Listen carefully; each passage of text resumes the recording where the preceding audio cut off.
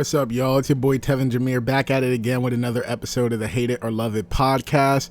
And man, it's been a while since I said that. Yo, it actually doesn't feel real saying that again. But yeah, man. Well, as you guys can see, this is an audio only episode just because, you know, my mom wants to get the basement remodeled. So usually where I would film the podcast at, there's a lot of stuff at my desk or, you know, the table that I use for the podcast. So that's one thing. And then also the setup in my room, it would just look a mess if I set the camera up in there. So unless I'm at my brother's, you guys probably won't be seeing too much of me on camera, at least for a couple of episodes on the podcast.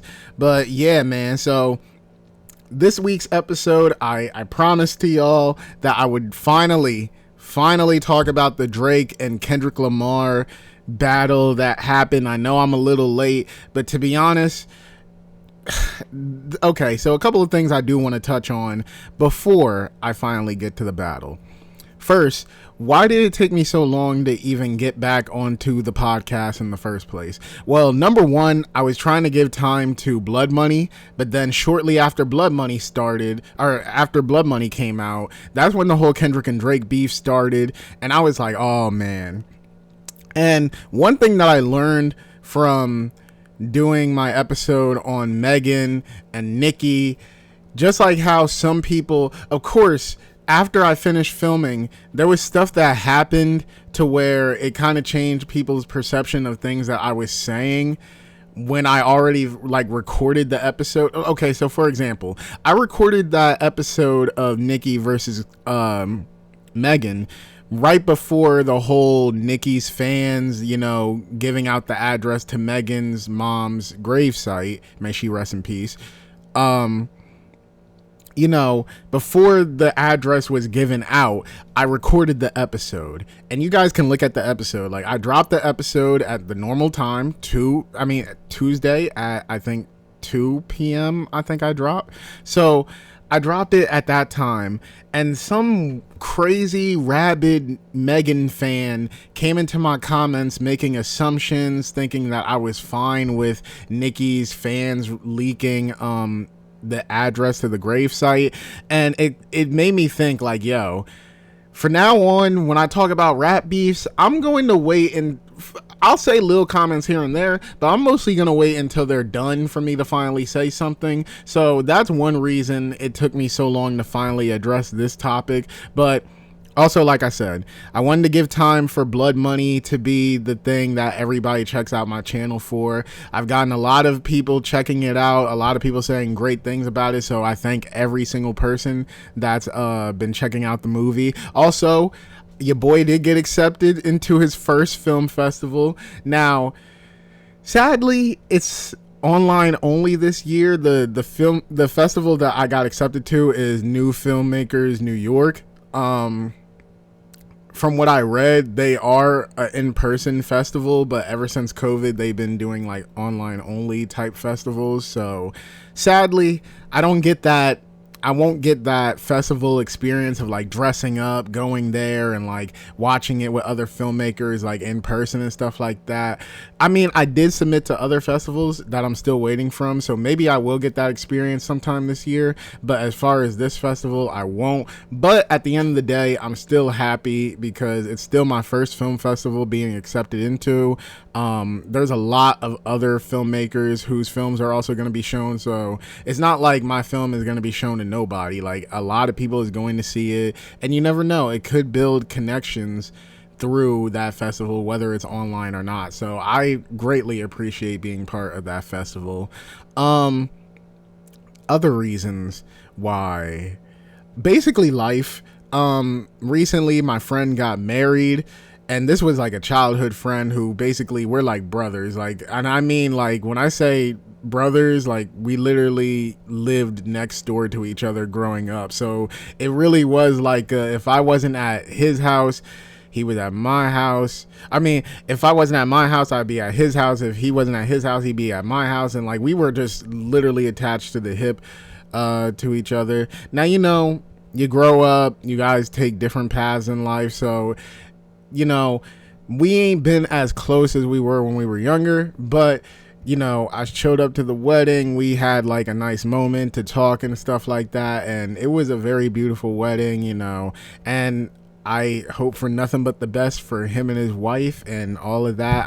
I told him plenty of times, like, I was very proud of him, and he almost, like, being at that wedding damn near made me cry almost 2 times. Like, I almost cried, bruh. But yeah, so congratulations to him. Is there any other reason? That's pretty much all the reasons that I can think of at the top of my head for why I haven't done the podcast. Just a lot of stuff been going on, but I'm back now, and this isn't like other times where I say I'm back and I'm not going to be consistent with it. Like, I'm going to be back. And then also I did put in vacation time for my job, so I'm pretty much gonna be out of work on vacation for like half of June. So expect for half of June for me to definitely be consistently making videos and probably even doing vlogs. With all that time off, I got a lot of time, so yeah, expect a lot of content. But all right, I do want to talk about this battle, and I'm not going to sit here and go bar for bar with each song or whatever. I will highlight some of my favorite bars from each song or whatever, and I'll go through the history of it.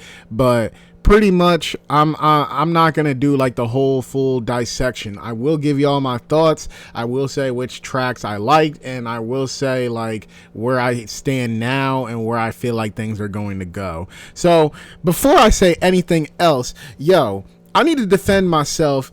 Okay, I'm gonna make this quick because I know you guys are waiting for the whole Kendrick and Drake analysis. But I need to defend myself even further with this fucking J. Cole opinion, because I am sick of how people has been getting on me about my opinion on J. Cole apologizing. So let me say this. First off, sometimes when I film these episodes, sometimes I do get annoyed that there's certain talking points that I forget to say, and there's certain things that I leave out by accident. Like, it's not, I'll literally forget. Maybe that's why I should start taking down some more notes when I do these episodes. But when I do these episodes, I just have, and I can show you all my notes, in a future episode. But basically, when I do my notes for the podcast, I literally just write down the topic, and sometimes I'll include like points I want to hit, but for the most part, I just write down the topics and then I just go with it. I mostly just, ad lib and talk and say my unthought out thoughts, however I could say it. Basically, I give y'all my raw thoughts whenever I do this podcast, so it is very easy to forget some points that I feel and stuff like that. So I say that to say that one thing I'm sick and fucking tired of, and sorry for my language for any of my family that's watching this, but you guys don't understand how much it's been annoying me, how much people will come at me crazy for my opinion that J. Cole shouldn't have apologized. It's been annoying me how people treat this situation like it was a right or wrong fucking thing to do. Because when I talk to people about the J. Cole situation, a lot of people, and you guys can even see the episode where I said J. Cole let me down. There's people in the comments questioning whether I'm a real fucking J. Cole fan or not. Is there something wrong with y'all? Like, just because I don't agree with an artist that I, like, doesn't mean that I'm not a fan of them. But if I just accepted what he did, like, oh, I'm glad that he apologized and I fully support what he did, nobody would be questioning me as a J. Cole fan. But just because, and guys, it is okay to not agree with what your favorite entertainers or creators do. They are human, and at the same time, they have their own thoughts and opinions, and you have your own thoughts and opinions. Just because I like the way he raps and he makes a lot of great music, in my opinion, does not mean that he is not absolved from getting my opinions on things that he does. It doesn't even just go to J. Cole. It goes for any entertainer. Jordan Peele is my favorite director. If Jordan Peele did some dumb shit, I'm going to call out the dumb shit. Not saying that J. Cole necessarily did dumb shit in this situation. Like I said, there's no right or wrong in this situation. But what I'm saying is, if I don't personally agree with him, that should not take away the fact that I think that he is a legend, despite how many people are trying to take that away from him, like him being a legend and him being in the big three. People tried to take that away from him after he apologized. Just because I personally don't agree with him apologizing, that does not mean that I take him out of the GOAT conversations, but that also doesn't mean that I'm not allowed to not share the same opinion as him. At the end of the day, like I said, there was no right or wrong in this situation. If he stayed with the battle, there would have been nothing wrong with that. Him apologizing, there's really nothing wrong with that. But at the end of the day, I'm just personally saying that I didn't like what he did. So, okay. I think a lot of people has really fucked that part up of the conversation. It's just like, bro, like, if you think it was good for him to apologize, cool, but do not get on people in a certain way like they ain't fans of them, or trying to make it seem like their thoughts were wrong, because there is no right or wrong in this situation. J. Cole literally could have done whatever, and I feel like the same outcome really would have happened. Also, a lot of the people that keep saying like, oh, it could have went violent. No, the fuck okay. I'm not gonna lie. There is still always that chance that things could have went left. But guys, let's be fucking realistic. Kendrick and Cole are friends. It was never gonna, like, okay, I won't say never, but for the most part, it was not gonna go violent. Everybody kept saying that to me. That was everybody's number one defense. Like, oh, it could have went violent. No, the fuck it wasn't going to. There's that slight, very slight chance, because we're talking about friends here.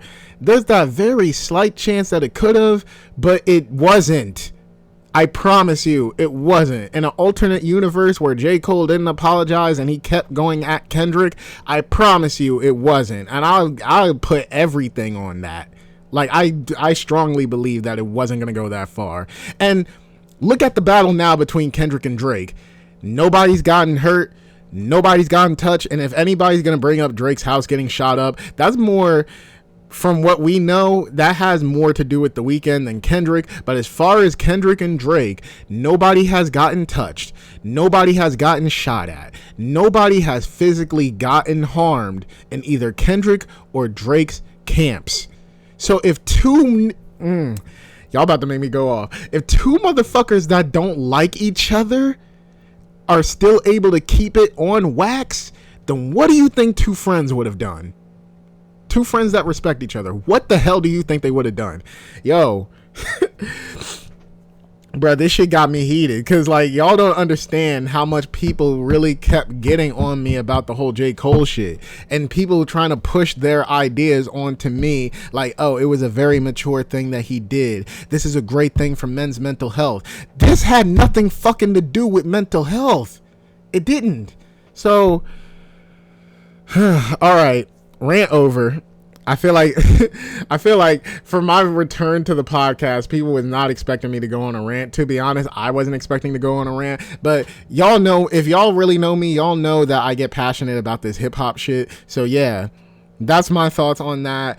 I just wanted to clear that up. And for the record, even though now seeing what happened with Kendrick and Drake and how Kendrick went super villain on Drake, do I slightly understand more why J. Cole apologized? Yes, but understanding does not mean agreeing. I understand more now why J. Cole apologized, but I still felt like he should have just stuck to his guns. But in the first place, and this is the thing I always say to people, in the very first place, I never felt like J. Cole had to diss Kendrick in the first place, because it was more the internet and people trying to spin it into Kendrick was going at J. Cole as well. If you just listen to the Like That verse, like really for real listen to it, he was not even really going at J. Cole, bro. He was mostly going at Drake. And I remember when I even first posted an Instagram story about it when the Like That verse came out. I literally said, I think I put up like 2 stories, but I was like, yo, Drake, Kendrick really going at Drake crazy. And I even said another story where I was like, yo, people keep saying that J. Cole is included in this. No, bro, he's only going at Drake. So I really didn't feel like J. Cole had to say anything in the first place. But once you said something, I felt like you should have stuck to it. And that's not me saying that it was right or wrong. That's just me saying my opinion. And that's just me saying that even after everything that we got between Drake and Kendrick, I still say I don't think J. Cole should have apologized once he stepped into that ring.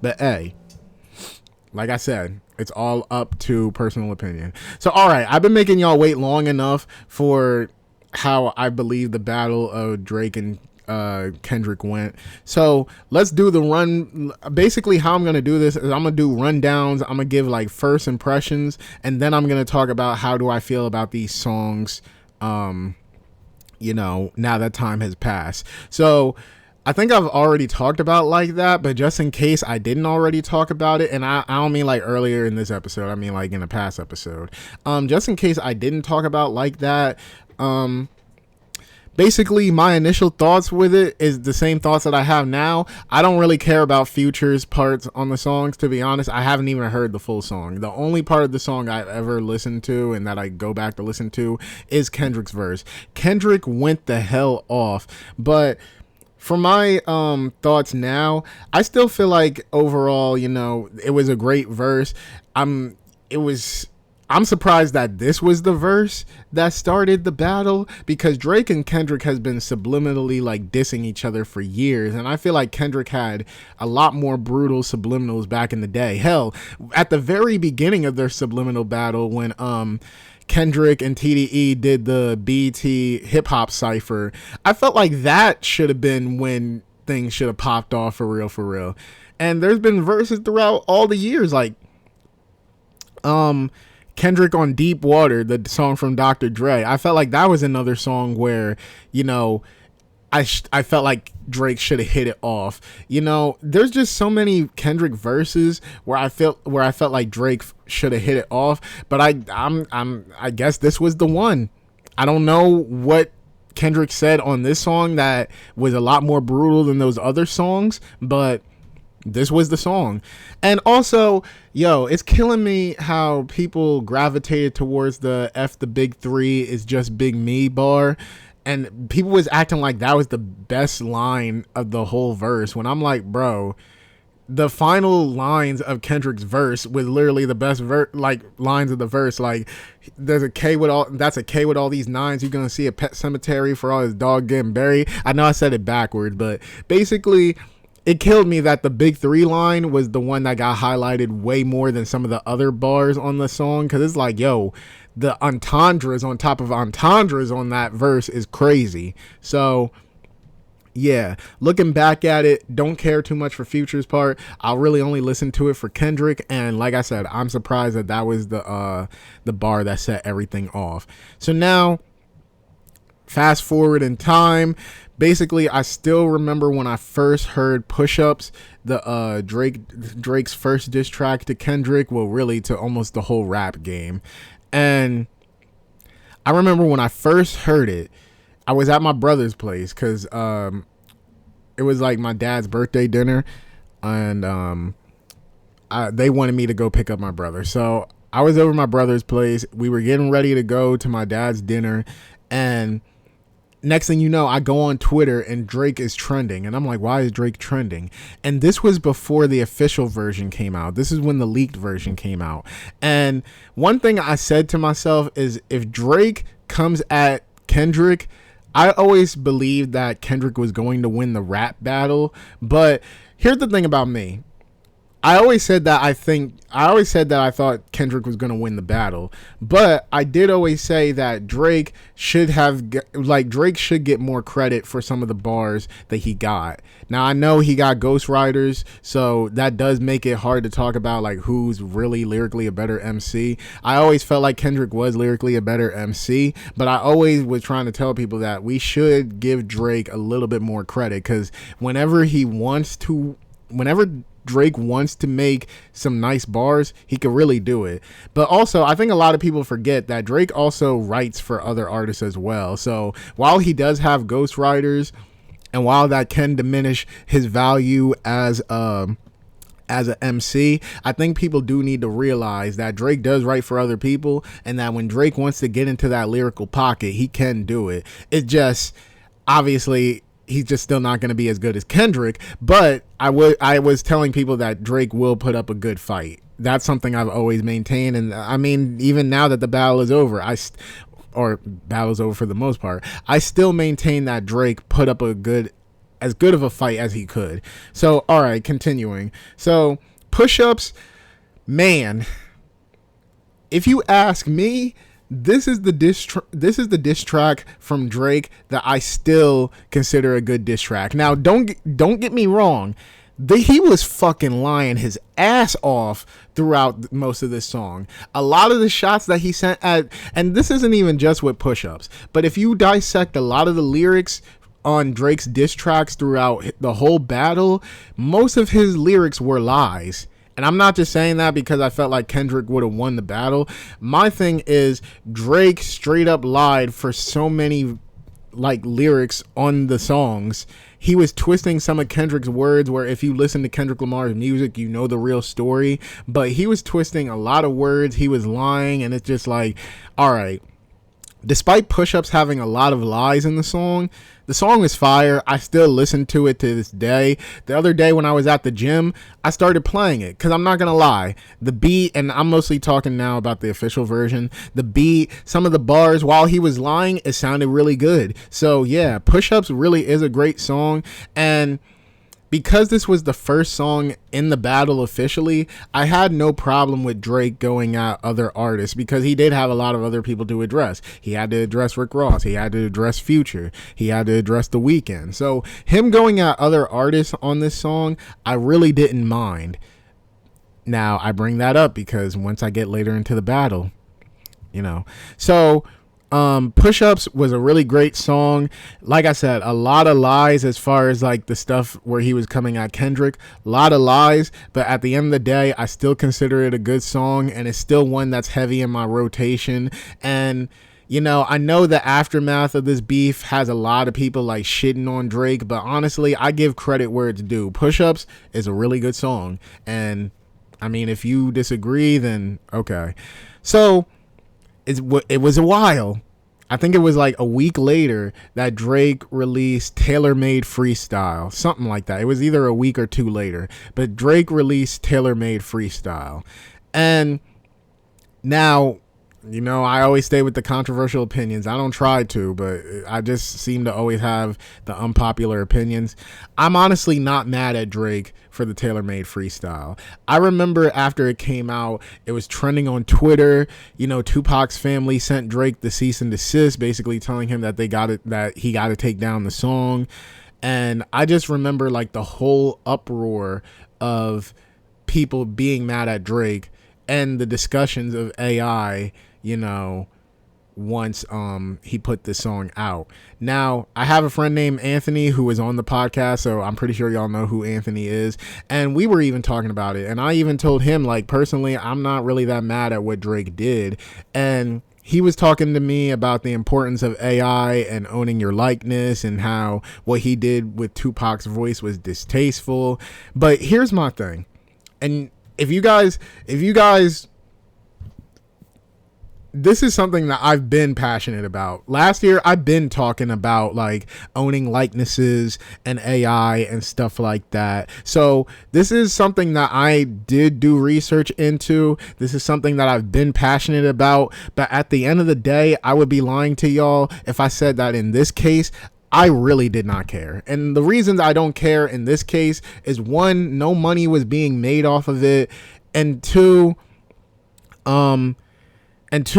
you got to look at the intention of why this was done. In other cases where AI is used for nefarious reasons, or reasons like just more serious reasons, in this reason, or in this situation, I didn't get mad about it because really, all at the end of the day, Drake does what Drake does. Like, this was not a very outlandish move for Drake. Everybody was getting mad at Drake, but literally, this is the same dude that trolls people that he beefs with, that sleeps with people's girlfriends that he's beefing with. Like, Drake has always been this person. So to see people get mad at him for doing this was kind of funny to me. But then also at the same time, look at the intention of it. Like, dude did this to get under Kendrick's skin, which, you know, for me, when it comes to battling in hip hop, nothing is really off limits. A lot of people say that there's rules to battling in hip hop,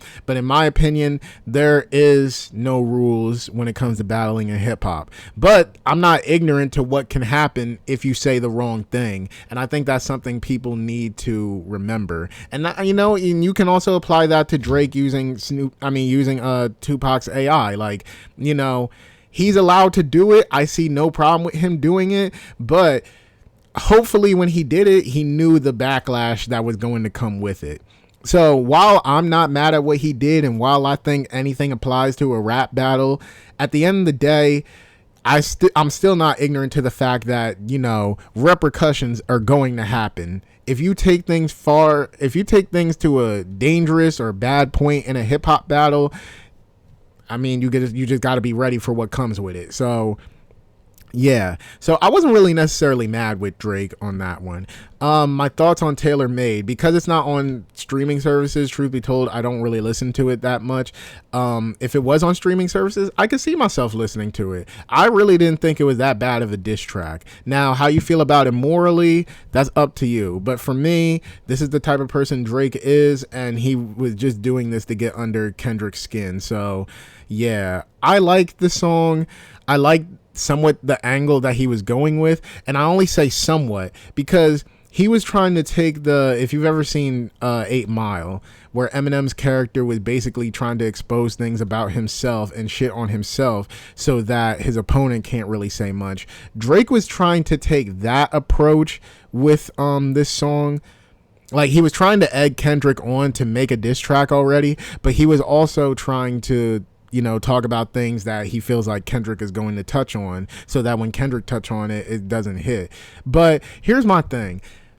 That was seen as a smart thing in the movie of 8 Mile, but I do get annoyed. I'm not gonna lie. I do get annoyed when people try to apply that same thing in real life, because it does not work every single time. Because just like how, and one of the things that Drake brought up, so that Kendrick might not bring it up, is the whole Drake having questionable relationships with teenage girls and underage girls. He thought, like, he genuinely thought mentioning it in this song was going to stop Kendrick from not elaborating on it. This dude turned that accusation, you thought you was being slick by bringing it up, but he turned that accusation into a hit song with Not Like Us. So in the end, Drake probably should have never did it, and and that's why I say I somewhat only like his approach in this song. But at the end of the day, I do like the song overall. Like I said, I don't really listen to it much because it's not on streaming services. And then another plus I can give this song is the beat. So yeah, Tailor Made Freestyle was, in my opinion, a pretty good song. I feel like it's a little underrated in my opinion, but you know, it is what it is. Most people don't like it, but I do like it. The next, and I'm not gonna lie to y'all, as time was going on, I was getting a little worried about Kendrick not responding back to Drake. And it wasn't for the same reasons that everybody else thought, like, oh, he's waiting for his album to drop, or oh, he's scared of Drake. Like, I never had those thoughts. That's why Kendrick was not responding back to Drake. I just literally thought that Kendrick probably thought, like, you know, the disses wasn't good enough to respond to, or Kendrick probably wasn't going to give it the time of day. Like, he probably just really was like, bruh, I'm not wasting my time with this. At first, I started to get worried after, like, I think it was 3 weeks after Push-Ups came out. But I was getting worried because I'm just like, bro, like, does Kendrick just not feel like this is worth his time? Because that's the one thing I kept saying to people. Like, for 10 years, for almost 10 years, Drake and Kendrick has been going at each other subliminally. And now that it's finally here, does Kendrick not even think it's worth his time? So that's why I was really getting worried when it took him like 3 weeks. Like something around that time range. Let me know in the comments. I know people will be going off of me in the comments right now. But if you guys know the timeline, how many weeks did it take for Euphoria to drop after Push-Ups? But the weight was starting to get to me. I'm not gonna lie, the weight was starting to get to me. And I remember I was watching a video from the NFR podcast where they were talking about what is taking Kendrick so long. And like I said, man, it was really starting to get to me, especially now when more people kept making videos like, what's taking Kendrick so long? Man, we all did not know what the hell we were getting the very next day.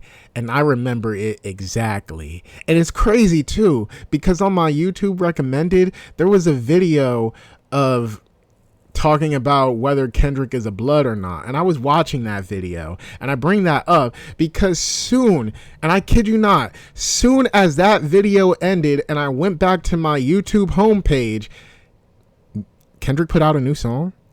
And it literally was like within 5 minutes of me finishing that video, said 5 minutes ago, Kendrick Lamar dropped Euphoria. And I'm like, is this the diss track?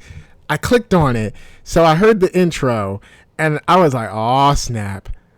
Oh snap, this might finally be it. I called my brother and I was like, yo, bro, I think he finally responded back, but I'm gonna let you know how this song is, but I'm gonna let you know, but I think he's finally responding back. So I hang up, I restart it again, and yo, how can I say this? And I'm not, as these kids say now, glazing. Bro, I'm going to say this for the record right now. I know everybody loves Not Like Us. I know that's the banger of this battle, and I know that people are calling that the song of the summer. But if you ask me, my favorite song of this whole battle is Euphoria. Like, if you want bars, if you want Kendrick's, humor, like, yo, Euphoria was fucking crazy. And when I first heard it, I'm not gonna lie, bruh, I had to run it back a couple of times. And before anybody say that I'm dick riding, I was also running back Push-Ups. But Euphoria, oh my God. Euphoria, that song.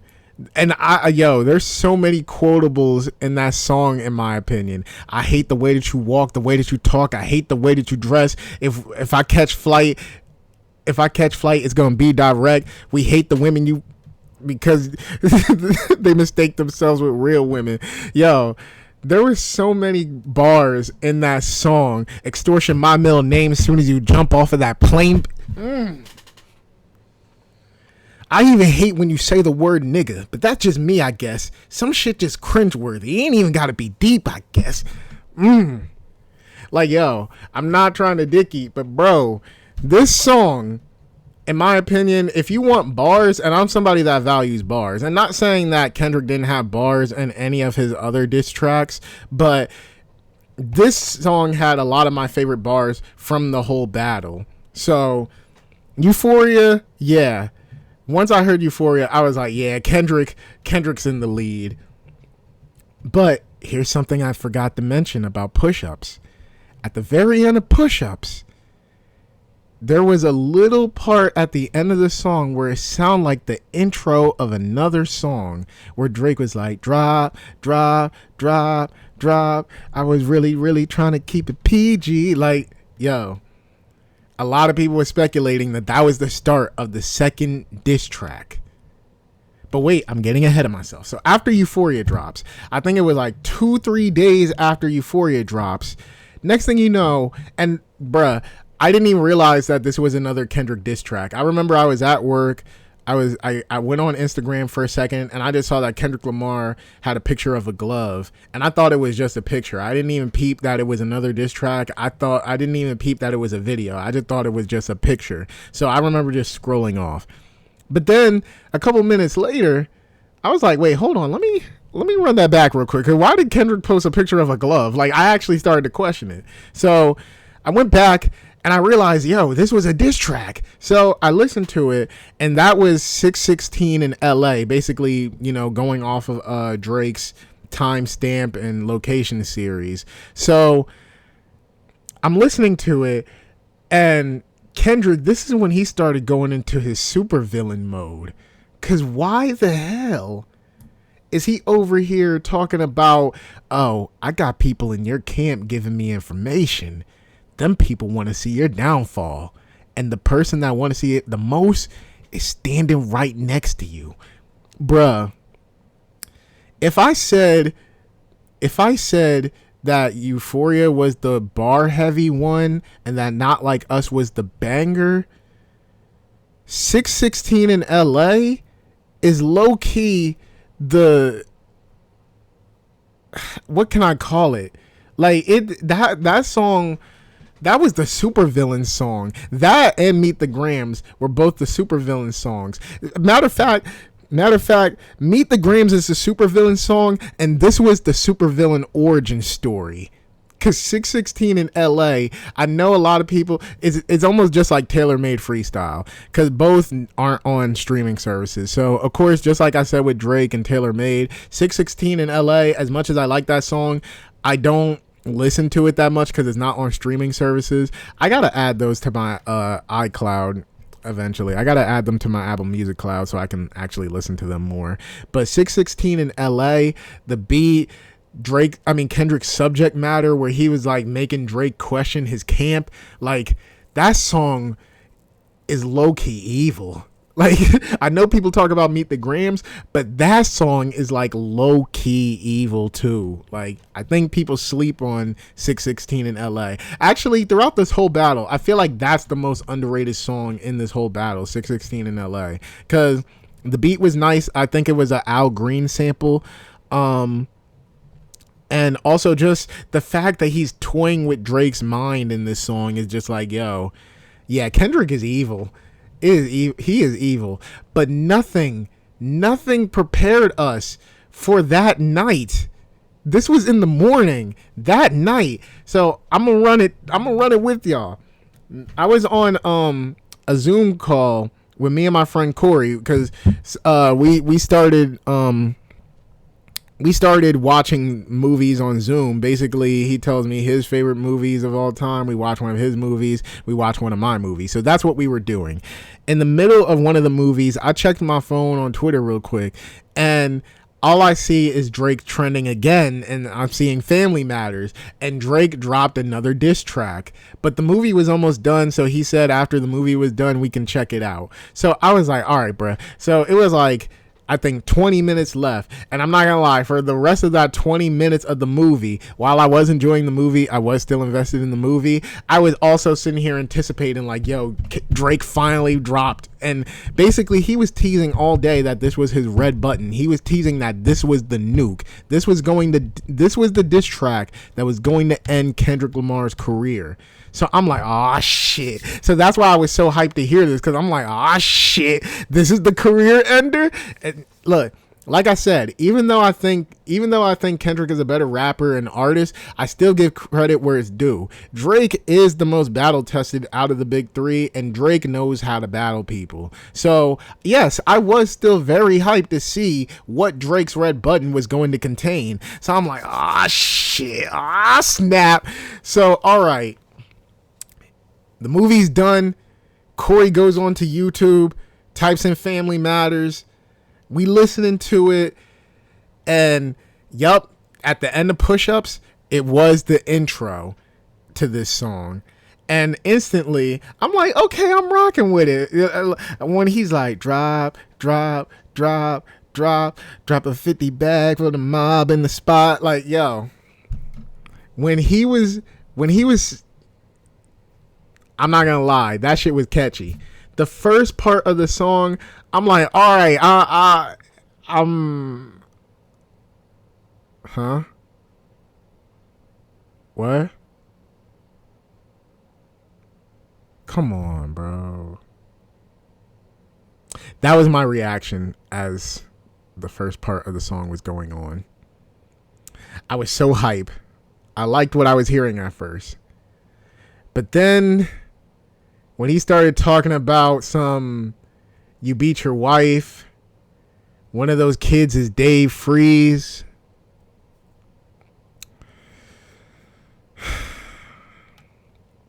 That's when my excitement started to go down for this track. Then the second beat starts. Okay, I like the beat. I like his flow. And then he spends most of the second beat dissing other people. And I'm like, Drake. And I even said this to Corey. I'm like, it was cool for Push-Ups because that was the very first diss track. But this is your red button. This is supposed to get Kendrick Lamar the fuck out of here. And yeah, you spent the second half of your song, or you spent the second part of your song dissing mostly other people. It's too bad that the best part of your song, beat wise and flow wise, was used on other people. It's okay. This is great if you were only making a diss track towards everybody else, but if you were making a diss track mostly for Kendrick, this isn't great. But all right, the third part, beat is nice, flow is nice, doubling down more on that's not Kendrick's kid, you beat your wife. And at the end of it, when Corey asked me my thoughts, I was like, I'm not gonna lie, man, that song was disappointing to me. And I said, some of the bars was nice. I like some of the bars. I did like, even though the whole Dave Freeze, the real parent of one of Kendrick's kids, while I think that angle was very fucking stupid, I did like how he interpolated Rich Baby Daddy, how he used that as part of it. I also like, and I don't care what nobody says, one of the hardest bars out of this whole battle and on Drake's side was when he said, "Where's your uncle at? Because I want to talk to the man of the house." If you guys listen to Auntie Diaries, then you'll realize how much of a bar that was. Here's what I gotta say. Family Matters. Here's what I gotta say, bro. Family Matters is not a bad song. It's genuinely not a bad song. But it was decisions that Drake made that made me not like it. Because one of my other gripes with it was that you are going against Kendrick Lamar. You cannot make a hit song against him. Or you can do whatever you want, obviously. But instead of focusing too much on trying to make a hit song, you need to focus more on the bars and the lyrics that you're saying, and you need to make that shit count. Because Kendrick is a lyricist. He was not focused too much on making hit records throughout most of this beef. He was really just trying to give you straight bars. That's all his main focus was. So for Drake, with Push-Ups, okay, it was cool. It was the very first song of the battle. You somewhat making it into a hit, and then you coming at other rappers. There was a lot of things that I could excuse because that was the very first track in the battle. But then you trying to use that formula again, but now 6 minutes long. It was like, bro, all right, you need to stop focusing too much on trying to make a hit, and you need to start putting all your focus on Kendrick. Put all your focus onto Kendrick. Why are you dissing these other people in this diss track? Because you even said on Push-Ups, once Kendrick is done, you're going to go on to the other people. Why the fuck are you focused on these other people? Like I said, the hardest part of Family Matters was the second part, where it was somewhat like a drill type beat, and the flow that he used on the second part was crazy. Why didn't you use that crazy ass energy on Kendrick? Now, I'm not saying that Kendrick didn't catch a couple bars in the second part, but most of that second part was towards everybody else. And I'm just like, bro, there is no reason why a song that's mostly supposed to be a Kendrick Lamar diss track, the hardest bars to me was the one that you said about Rocky.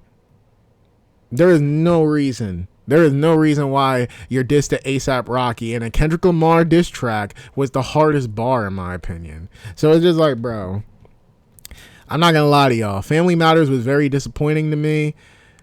I feel like it's disappointing to me and other, like, I know it's disappointing to some other people, but I feel like I'm disappointed at a different level. And I've seen a lot of discourse saying that if Meet the Grams didn't come out soon afterwards, that, you know, this diss track would be loved more. And I've seen a lot of people say that this would have been a great, you know, this would have been a career ender for another rapper. In my opinion, hell no.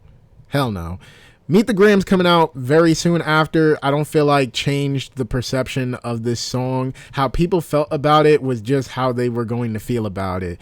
And then this being a career ender for another rapper, the song doubled down on lies and misinformation. I could see if this song actually had like a lot of real information, but like, bruh, there was no real information. There wasn't that much real information spread in this song. And just in case anybody does say that they want proof of what bars were lies and stuff like that, I will gladly do a follow-up episode and go through each song and actually go through each bar and point out which ones were lies and which ones were truths. So if you guys want that, and if anybody complains about that, I'll gladly do a follow-up episode where we can do a fact check. But yeah, yeah, Family Matters wasn't it. So as I'm telling Corey that Family Matters was very disappointing to me, he was like, Kendrick dropped. And I was like, I know, bro. Like, he dropped 616 in LA this morning. And he was like, no, like, he literally just dropped. And I was like, you're fucking lying to me. And I'm like, no. And he's like, no, bro. Like, he really just dropped. It's called Meet the Grams. I went on Twitter to make sure that he wasn't lying to me, because Corey, he's kind of a troll. And I even said this after we listened to Meet the Grams. He was like, man, I can't believe you didn't believe me. But I was like, bruh, you be trolling. So like, sometimes I really don't know. But so I looked it up just to make sure he was telling the truth. And I'm like, oh shit, he really did drop. And it wasn't even like, it was like 30, not even really 30 minutes afterwards. Like, he dropped Meet the Grams. So I'm like, oh shit, okay, let's listen to this. And yo, just like I said, 616 in LA, that's the origin story. But Meet the Grams is the supervillain story. If you ever wanted to hear the most evil diss track you could ever hear in life, listen to Meet the Grams. 'Cause oh my God. Now, I still go back to listen to Meet the Grams, partly because it's a very funny song to me. Like, people saying they didn't realize how funny Kendrick Lamar was. I always knew that Kendrick Lamar was a pretty funny person, but this was a certain type of funny. Like, this is an evil type funny. Like, Kendrick knew what he was doing making this song. Dear Adonis, I know, let me be your mentor since your daddy don't teach you shit. You can still be a bitch even if you get bitches. Like, yo. But I think the most craziest thing about this song is my favorite part of the whole song. This is my favorite part of the whole song, is when Kendrick is talking to Drake's parents, and he was like, you raised a horrible fucking person. The nerve of you, Dennis. Sandra, sit down, because what I'm about to tell you is heavy. Now listen. Your son's a sick man with sick thoughts. I think niggas like him should die. Him and Weinstein should get fucked up in a cell for the rest of their life. Like, yo, that part had me dying, rolling, laughing on the floor when I first heard it. But at the same time, do you know how crazy of a person, do you know how crazy and evil of a person you have to be to sit here and tell somebody, your dad, I blame him for you being like how you are. You raised a horrible person. And oh yeah, your mom, yeah, your son should die. Do you know how crazy you gotta be and evil of a person you gotta be to tell somebody's parents, I blame you and your son should die? That is, yeah. Meet the Grams is one of the most evil, mean-spirited, disgusting, downright crazy diss tracks I've ever heard in my life. Man, and I know Drake was not ready for that. He was not ready for that. But here's the other thing. Layers on layers. The picture that Kendrick used for 616 in LA, he revealed the full picture. And it was things, it was Drake's personal things.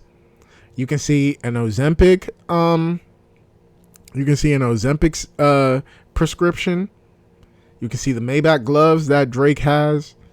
You can see like certain clothing and other things that Drake owns. And Kendrick basically revealed, hey, people in your camp gave me this information about you. And he kept saying, like, if you want to take things further, I know a lot more information that you don't want coming out. And now also let me address this, because one of my coworkers brought this up, and it is a common thing that I always keep seeing. So when it comes to Meet the Grams, and I, like I said, I got to be fair. And this is something I've even said to Corey after we listened to the song. I liked majority of the song, but the thing that I said that I still got a question is Drake's alleged secret kid who is a daughter. And I just said, look, I got to be fair here. If I'm over here calling out Drake for lies and things that hasn't been proven, I got to keep it real. Kendrick, for the most part, and this is something that I brought up because this is something that my coworker brought up because he was like, oh, we don't even know if if Drake has another secret child. We don't even know if that's true. That could be another lie. So you know what? Yeah, it could be a lie. But if you take away that one part of the song, and how long was Meet the Grams? Kind of like 4 minutes long. You probably lost 1 minute, not even a whole minute, but you probably lost a couple of seconds of something that isn't true. Everything else that was said in Meet the Grams can't be taken away just because of the whole secret daughter thing. Everything else is literally true.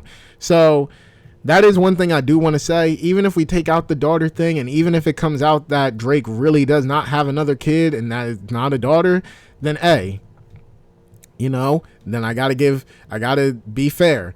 That does take out some points of Meet the Grams, but overall Meet the Grams still is a scathing diss track if you even take the daughter thing out. Like literally, if you take it out, it's still gonna be as evil and it's gonna be as scathing. When people talk about Meet the Grams, I don't even hear people talk about the daughter thing no more. Even when I was talking about my reaction to it, y'all did not hear me say one thing about the daughter until I said I was going to address that point. So like I said, you take the whole daughter thing out and you still have one of the most scathing, evil, downright maniacal diss tracks you will ever hear. So, all right. After that, I thought it's over. Kendrick won. At that point, I thought it was over. But I kept seeing a lot of discourse on Twitter about how Drake was making hit songs, and people kept saying like Meet the Grams and 616 and Euphoria was good, but you ain't gonna hear those in the club. Like that's what people kept saying, like, oh, you ain't gonna hear these in the club. Drake is making bangers while Kendrick is focusing on lyrics.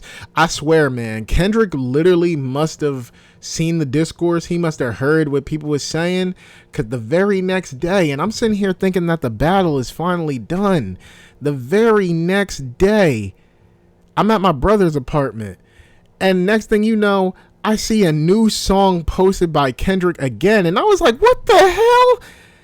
And next thing you know, I see Not Like Us by Kendrick Lamar, and I was like, what the hell? I'm listening to it, and I'm like, oh wait, this thing's a banger. Like, yo, for me, when it comes to battles, I really don't give a damn if somebody makes a banger or not, but man, if you make a good ass banger,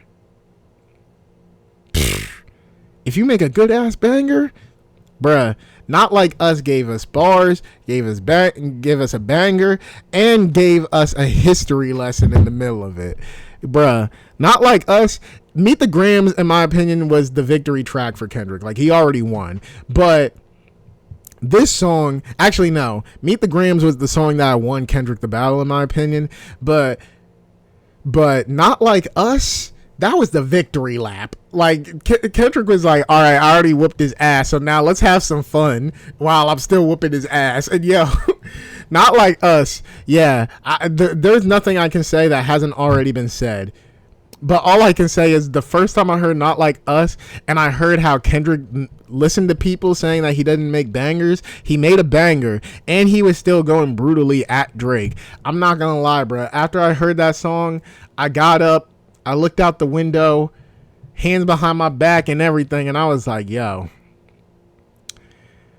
I don't know what Drake needs to do, but he better, whatever he drops next, it did better be his best shot.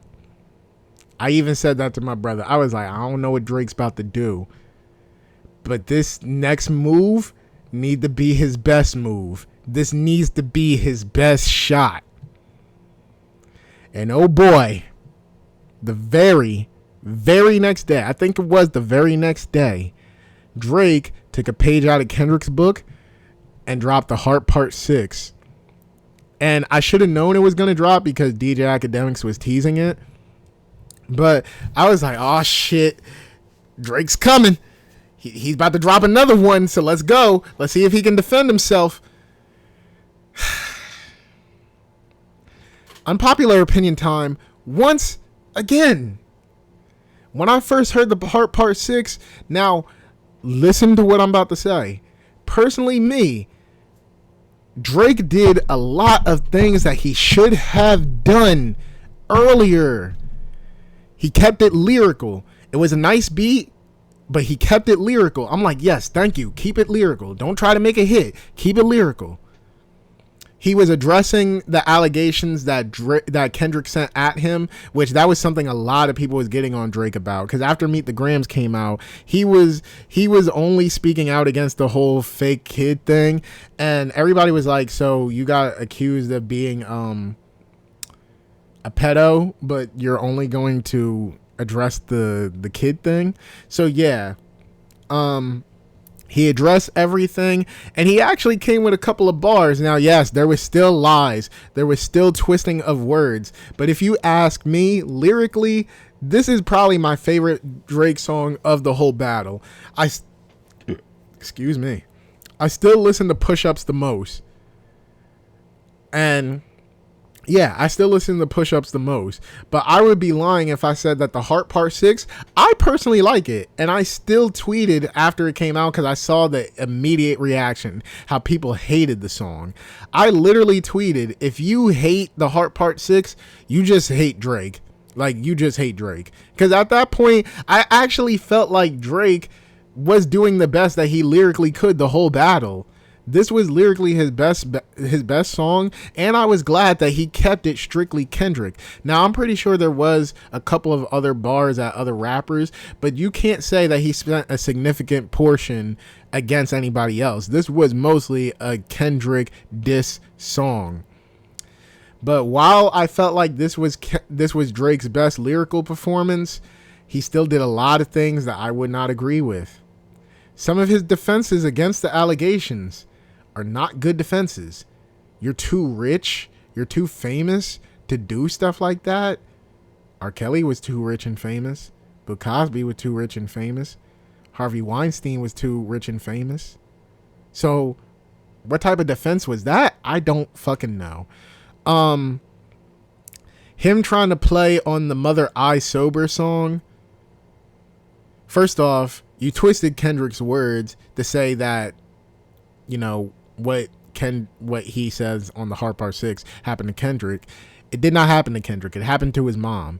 But even if it did happen to Kendrick, how is that a good comeback to what he's accusing you of?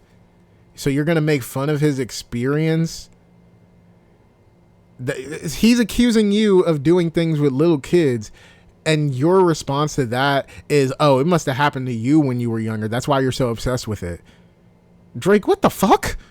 So, yeah, lyrically, I felt like this was Drake's best song in the battle, and I feel like this was his best approach, going just straight lyrically.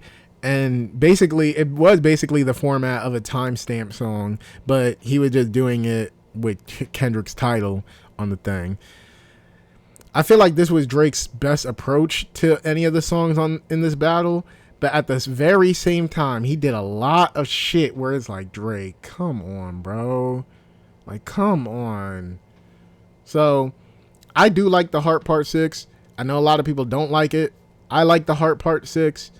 But I knew it was over for Drake at that point. And it doesn't help that Drake genuinely sounded tired on the song. Like, he genuinely sounded like he was out of energy and that he was getting sick of, doing this battle. But, I mean, just a couple weeks ago, you were begging Kendrick to drop. And now you're disappointed that he's dropping and beating your ass. But, yeah. So, I give the Hard Part 6 a lot more credit. I give it a lot more credit than a lot of others do. I do feel like it is still a good song. It's just a lot of decisions with, and that's the crazy thing. That's what I'm noticing with this whole battle. Now that I'm actually talking about it and I'm really like evaluating my thoughts on it, Kendrick has done nothing but, made me happy with his diss tracks. But with every Drake diss track in this battle, I can't ever say they're bad diss tracks, but he makes a lot of bad decisions. It's almost like saying that somebody is smart, but they make a lot of dumb decisions. That's what I feel like Drake was doing in this battle. You made good diss tracks. I know people don't like to give Drake any credit now because of the aftermath of this whole thing, but Drake genuinely made good diss tracks. But he just made a lot of horrible and dumb ass decisions. So that's just overall how I feel about the battle. Kendrick gave career-defining diss tracks, and not even just career-defining, history-making diss tracks. Like, Not Like Us is going to go down in history. Give it some time. Not Like Us and Meet the Grams are going to go down in history. Give it some time. I feel like Euphoria and 616 in LA is going to go down in history.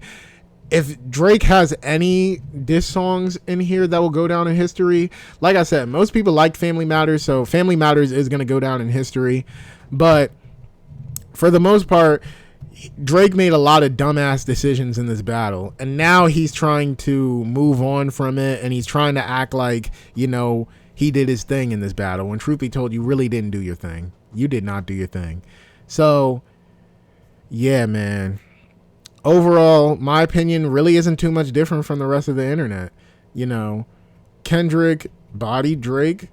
Drake put up a really good fight. He put up a lot better of a fight than people are giving him credit for. I know right now everybody hates Drake. Nobody likes him. Nobody wants to give credit where it's due. But let's be fucking for real. This is Drake. Give it some time. Everybody's going to go back to loving him again. And I probably believe that we're going to have a conversation in the future about how Drake has done better in this battle than people give him credit for. Because while I can say that he disappointed me consistently throughout this battle, I still can say that he still basically gave it his best shot. And to be honest, I'll still be banging push-ups. The first part of Family Matters, drop and give 50 from the mob in the spot. Like, I'll still bang that shit. And I can still admit that the second part of Family Matters with the drill flow and the drill beat was good. I'll still give Drake credit where it's due during this battle. Did he do a great job? No. But I'll still give credit where it's due. And I feel like in due time, people is going to start giving him a little bit more credit for this battle. It's just right now we're in a mode where everybody hates Drake. So it's going to be a while. But yeah, any last minute thoughts before I end this episode off? No, I pretty much said everything I had to say about the battle. I ran it down for y'all. If you guys have any thoughts, if you guys want to share your experiences with the battle, do you believe Drake won? Do you believe that Kendrick could have done something better? Is there an opinion of mine that you disagree with? Which I know I don't have to ask for that, but people will say it. Just give me your thoughts on this battle. And, like I said, I'll make a video response. To be honest, sometimes I hate responding back to comments. Not even just bad comments, but even good comments. Like, I'm more of a speaker. I don't like texting too much. I don't like messaging too much. I just feel like when you text and you type stuff out, you're not fully giving your expression and stuff like that. And sometimes it's easy to forget what you really want to say when you're just typing something out. Or if the thought is too long, then you don't feel like typing everything out. So I'm more of a talker. So leave your thoughts down in the comments, and maybe I'll respond back to it in the next episode, because I'm more of a speaker than a messenger.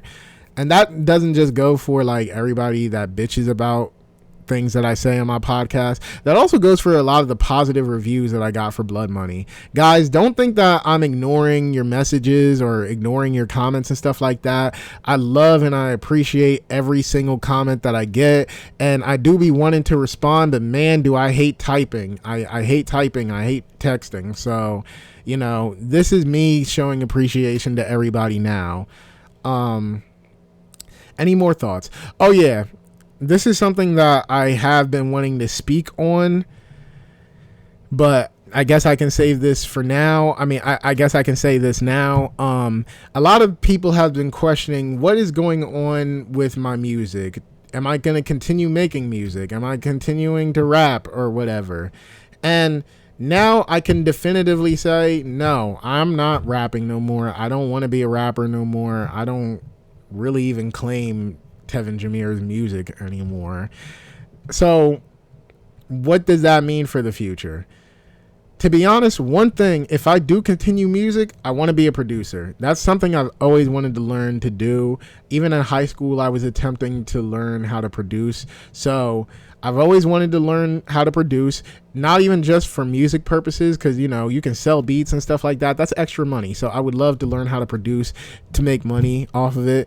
But also for my films, one thing that kind of annoyed me with the process of Blood Money is having to find songs that I can use, seeing the different licenses and paying people and stuff like that. If I learn how to produce, I can score my own my own movies. So that's something that I would really love to do in the future. So in terms of me and music in the future, just expect that someday I am going to be a producer. That is a goal of mine. That's something I really want to learn. And I've had people offer to teach me. So just know someday you guys will be seeing me as a producer. But as of right now, as far as rapping, I don't intend on getting on the mic ever again. I really don't plan to. I did have a concept album for my next album, and it was going to be Love. It was going to be called Love. And it was going to be an acronym, letting out vulnerable emotions. And basically, one of my favorite artists is Quabs. And the only album that he ever put out, I think it's called Love and War. The only album he ever put out, he did, like, the album is somewhat of a deep dive on different aspects of love. Why do we fight for love even though it hurts us? Self-love, familial love, chasing love that you never experienced before. Like, I wanted to do a rap album like that, where I speak on a lot of my experiences with love. I speak on the questions that I have about love. Like, it was going to be a whole concept album about me and love, because I feel like love is one of the most big topics ever in my life. Like, a lot of things that happen in my life, I can see how love is correlated into it. So I wanted to make an album basically expressing thoughts about the concept of love. And I did make 3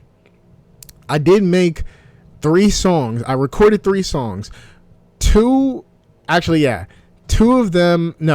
One of them was just intended for an EP leading up to the album.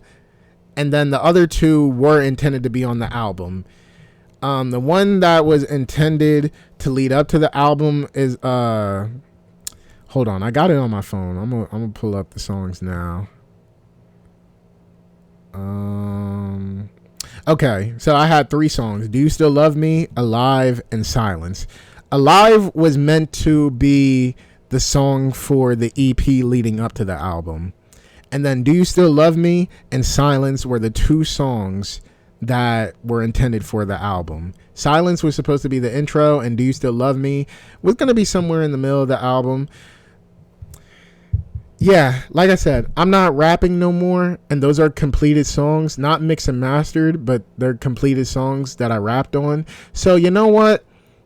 I'm gonna release them, but I'm not gonna mix and master them. I'm gonna release them how they are, the raw versions of them, and that's basically just me giving one last treat to the fans, because there is people that do like my music. There's people that was wondering if I'm ever gonna come back, and I let them know before, like, I don't plan on coming back. Like, I don't plan on rapping again. So this is a final hurrah. This is a final, treat for y'all, these last 3 songs, and something to show y'all what could have been. I'm gonna drop them. I'm gonna release this episode Friday the 31st. So I'll drop the songs tomorrow. If you made it this far, then this is the announcement. I'm dropping the songs tomorrow, and yeah, I hope you guys enjoy them. And then the very last thing, I guess I can say that Fridays are about to start being the new days for the podcast, because I was trying to keep up with my Tuesday release dates. But when I first did Tuesday release dates, it was so much easier, because that was back when I was part-time at work and I had Monday through Wednesday off. So it was a lot more easier to do the episodes and drop them on Tuesdays at 2 p.m.